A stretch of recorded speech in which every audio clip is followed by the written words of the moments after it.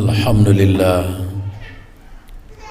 alladzi khalaqal mauta wal hayata liyabluwakum ayyukum ahsanu amala wa huwal azizul ghafur. Asyhadu an la ilaha illallah wahdahu la syarikalah wa asyhadu anna Muhammadan abduhu wa rasuluh sallallahu alaihi wasallam la nabiyya ba'da. Allahumma salli wa sallim ala Nabi Muhammad wa ala alihi wa ashabihi ajma'in. Amma ba'du fa ya ibadallah, inni usikum wa iyaya bitaqwallah faqad fazal muttaqun. Qala Allah ta'ala fi kitabil karim, a'udzu billahi minasy syaithanir rajim. Bismillahirrahmanirrahim. Wa ma kana Allahu liyu'adzibahum wa anta fihim wa ma kana Allahu mu'adzibahum wa hum yastaghfirun. Shadaqallahul azim. Aku berlindung dengan Allah dari godaan syaitan yang terkutuk, dengan nama Allah yang Maha Pengasih lagi Maha Penyayang. Dan Allah tidaklah mengazab mereka sedangkan engkau bersama dengan mereka, dan Allah tidak pula mengazab mereka sedangkan mereka terus menerus meminta ampun kepada Allah. Maha benar Allah dengan segala firman-Nya. Surat Al-Anfal, surat yang ke-8 ayat yang ke-33. Angku-angku, bapak-bapak, saudara-saudaraku, sidang Jumat para hamba Allah, semoga kita selalu berada dalam lindungan Allah Subhanahu wa taala. Dalam kehidupan kita sebagai orang yang beriman, di antara hal-hal yang kita takuti adalah mendapatkan azab dari Allah Subhanahu wa taala, mendapatkan siksaan dari Allah Subhanahu wa taala. Ketika menyebut nama-nama Allah, Ar-Rahman, Ar-Rahim, Ghafur, Ghafar, Razak, dan banyak nama-nama Allah yang lainnya, senang kita untuk membaca, mendengarkannya. Tetapi ada satu nama Allah yang mesti kita waspadai. Nama Allah itu adalah Al-Muntakim. Al-Muntakim itu artinya adalah Allah Maha Menyiksa.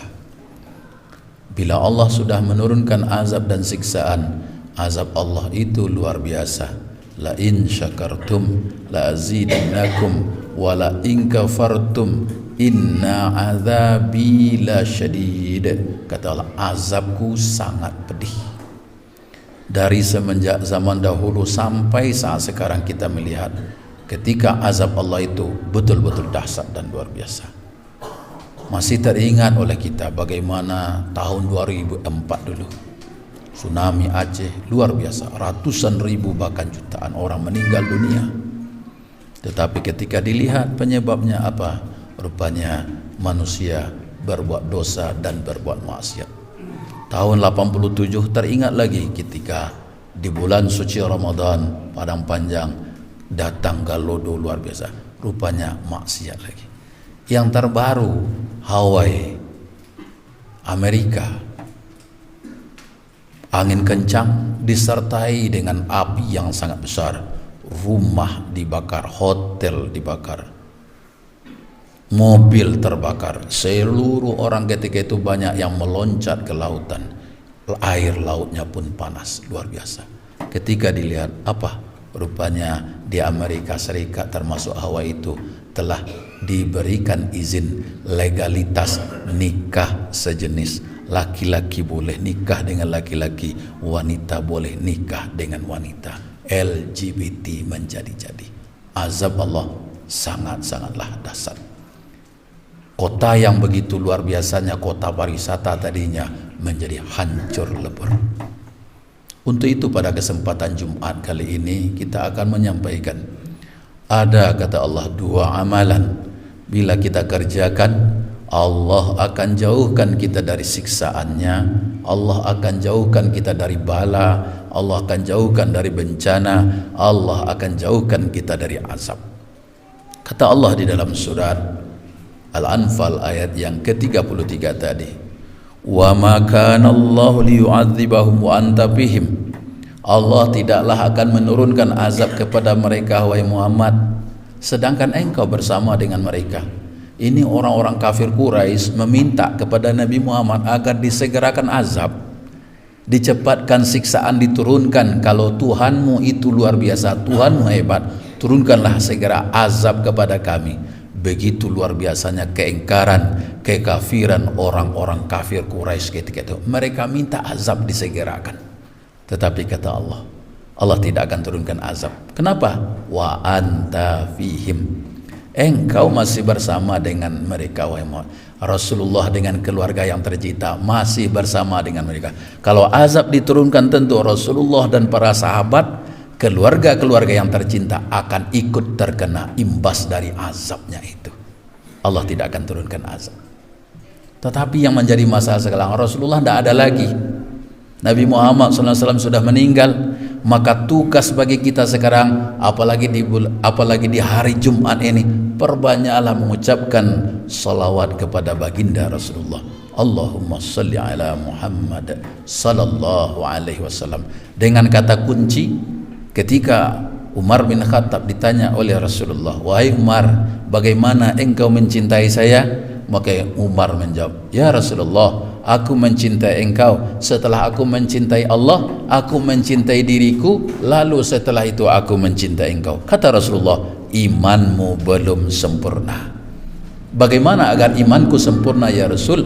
Imanmu sempurna ketika engkau telah mencintai Allah, maka makhluk yang paling pantas pertama engkau cintai itu adalah diriku, kata Rasulullah sallallahu alaihi wasallam. Baik ya Rasulullah, setelah aku mencintai Allah, aku mencintai engkau ya Rasulullah. Apa kata Rasulullah? Sekarang baru imanmu sempurna. Dengan kata kuncinya tiada lain dan tidak bukan. Kalau Rasulullah SAW sudah meninggal, apa lagi? Perbanyak salawat, apa lagi? Tentu mencontoh kepribadian Nabi Muhammad. Sifat-sifat Nabi Muhammad inilah yang akan kita pakai dalam hidup kita. Hablum minan nas, hablum minallah. Apa di antara sifatnya Rasulullah? Kita semuanya sudah tahu, cuma mengamalkannya lagi. Kita mohon kepada Allah agar dikuatkan kita. Di antara sifat Rasulullah, siddiq. Rasulullah itu jujur. Hari ini mencari orang-orang yang jujur ini luar biasa sulitnya. Kebohongan, kedustaan, kepura-puraan. Dari tingkat yang terkecil sampai skalanya besar, dari tingkatnya nasional sampai internasional, kebohongan, dusta saja, kepura-puraan saja. Maka kalau seandainya kita ingin jauh dari bala dan bencana, mari kembali kita berusaha menjadi hamba-hamba Allah yang jujur. Apalagi kita sering mengucapkan inna solati wa nusuki wa mahyaya wa mamati lillahi rabbil alamin. Sesungguhnya salatku, ibadahku, hidupku dan matiku semata-mata untuk engkau ya Allah. Bagaimana janji kita kepada Allah kita buktikan dalam kehidupan kita sehari-hari. Jujur dalam berkata, dalam berbuat. Kemudian yang kedua adalah amanah. Inilah yang paling berat sekarang ini, amanah.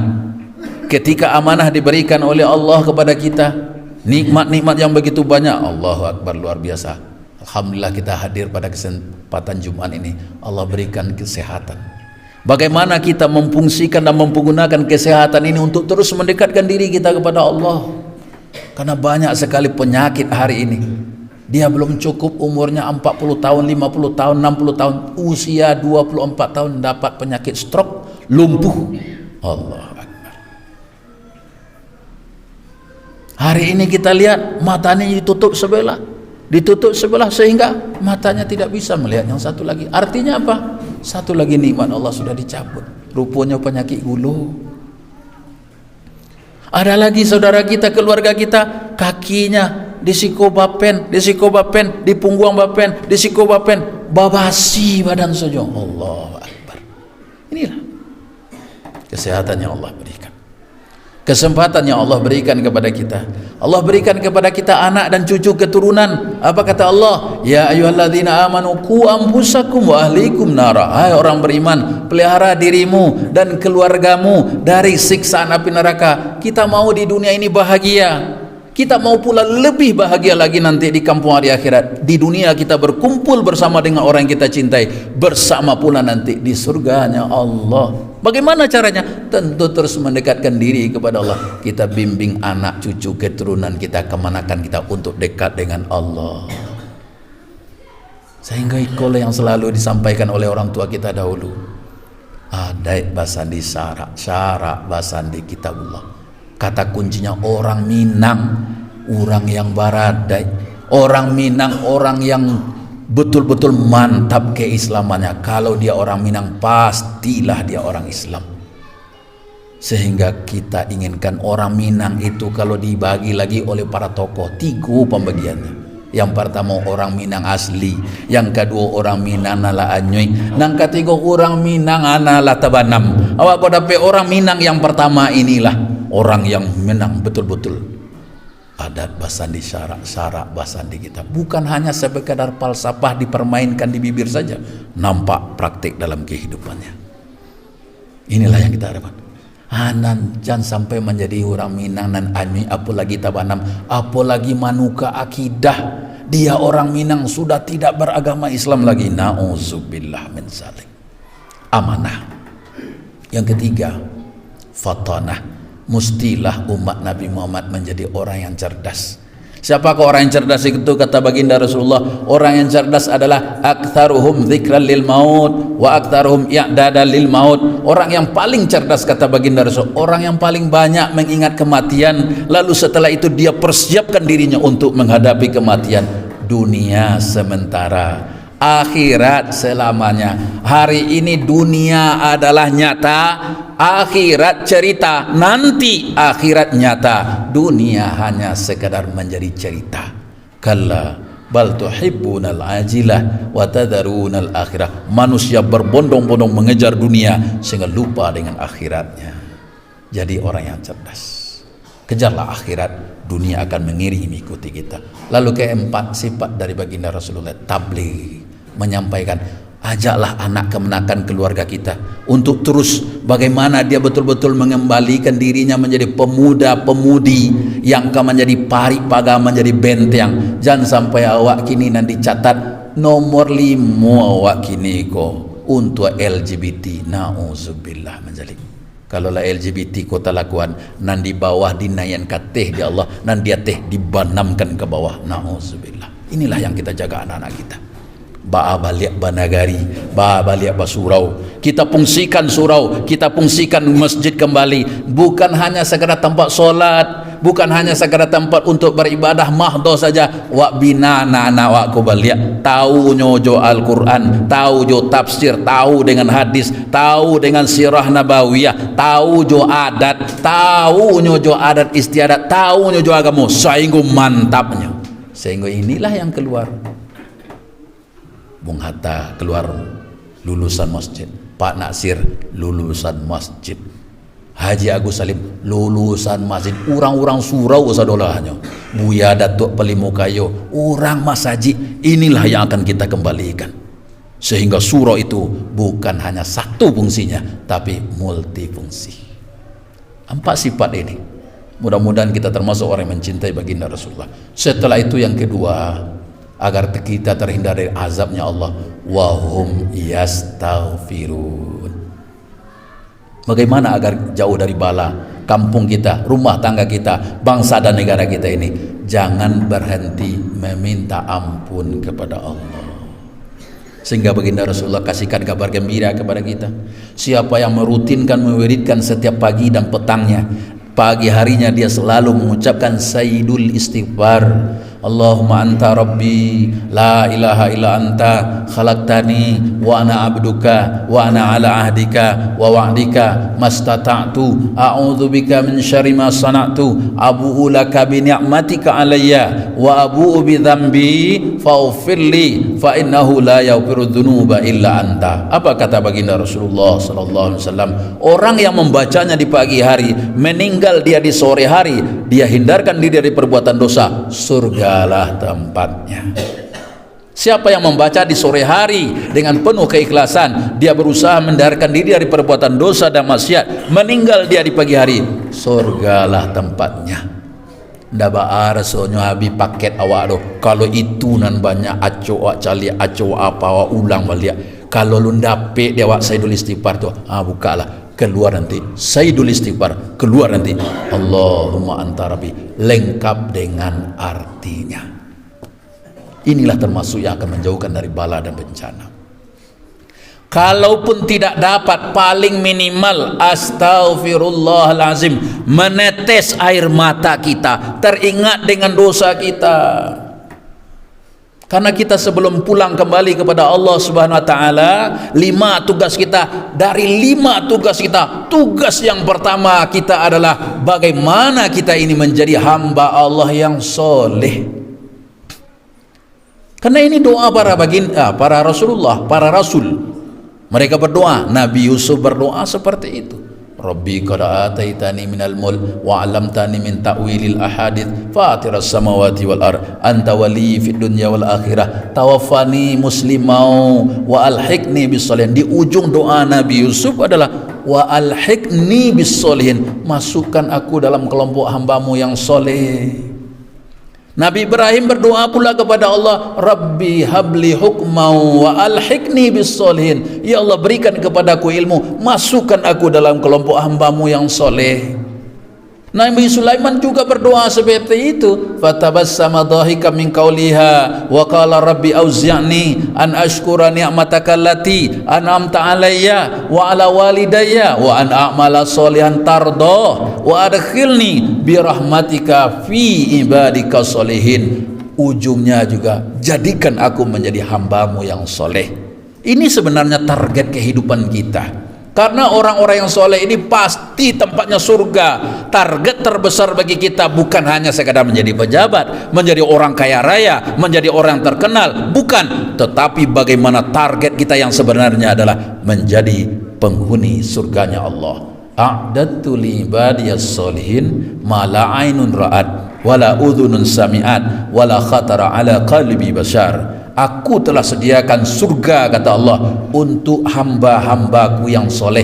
Bagaimana keindahan surga? Belum pernah mata melihat keindahannya, belum pernah telinga mendengarkan kemerduan bunyinya, belum pernah terlintas dalam hati dan pikiran manusia. Alangkah dahsyatnya surga. Maka inilah yang kita perbanyak. Bangun 2:30 malam, bangun 3:30. Mintalah kepada Allah setelah tahajud dan setelah hajat, termasuk bagaimana kampung yang kita cintai, ranah Minang yang kita cintai, Indonesia yang kita cintai. Baru 78 tahunnya jangan dijajah pulua Bali. Alun cukui sabai awak leido, alun 100 tahun nak merdeka, jangan sampai kane jajah lo Indonesia ko Bali.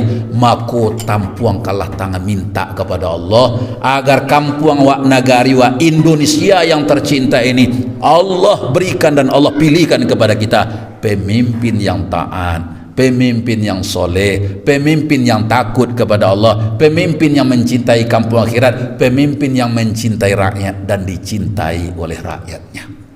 Mudah-mudahan janji Allah, walau anna ahlal qura amanu wattaqau la fatahna alaihim barakatim minas samai wal ard. Kalau penduduk negeri itu, penduduk kampung benar-benar beriman dan bertakwa kepada aku, kata Allah, aku buka pintu berkah dari langit dan bumi. Semoga jauhlah kita dari azab Allah, dekat kita kepada rahmat Allah. Amin ya rabbal alamin. Fa'tabiru ya ulil absar la'allakum turhamun.